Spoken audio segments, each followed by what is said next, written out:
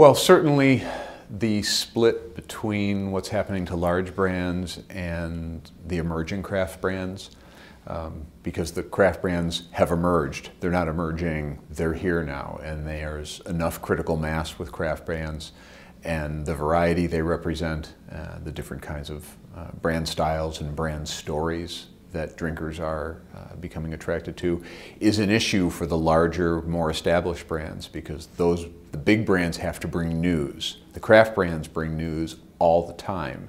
It's up to the big brands to get back to what they used to do so well, which is bring news to drinkers. I think we're seeing a lot of online brands, or brands that start online, coming into the offline retail space and doing really exciting things. So you've got Warby Parker having sort of physical retail spots. You've got Made.com, which is another sort of online first brand, having pop-up shops, and the experiences that they're creating are much more innovative and interesting and personalized because they have the data and the data of the customers, from the customers who shopped online, and then they can use that to tailor experiences in the physical world, and it's really exciting, really interesting.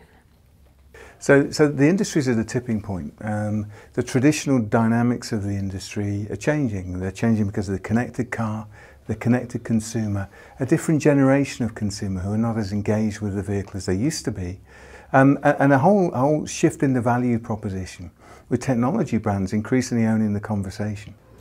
I suppose the inescapable fact that we've seen over the last 12 months is the decline in oil prices. And I think obviously during the course of the next 12 months and perhaps beyond, we're certainly going to see the market responding to that reduction in oil price and making quite a lot of significant changes.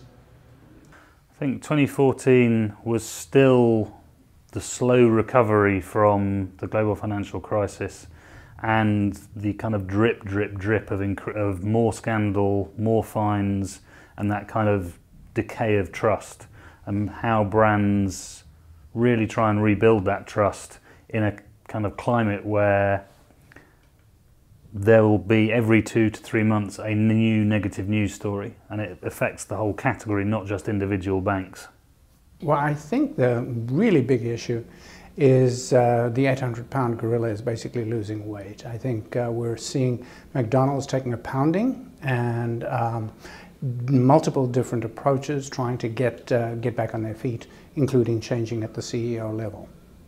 So overall, the growth of men's grooming is huge over the course of 2014. It's something that started a few years ago and really took off over 2014.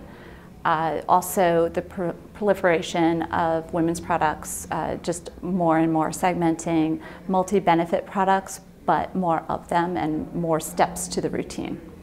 So key trends for the category, the split between eternal youth and the aging customer with the millennial and the blogger, the influence of the blogger and that the Michelle Fans of the world.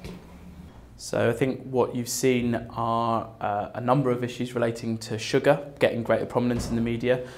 So the conversation moving on, lots of the same people that were campaigning about salt now dealing with sugar, and obviously that's permeating into consumer perceptions of the category and some of their behaviour. And in response to that, you've seen a number of product innovations. So Coca-Cola Life, for instance, launching in GB, and I think set to launch in other places as well. So some innovation in the category in order, at least in part, in response to those trends.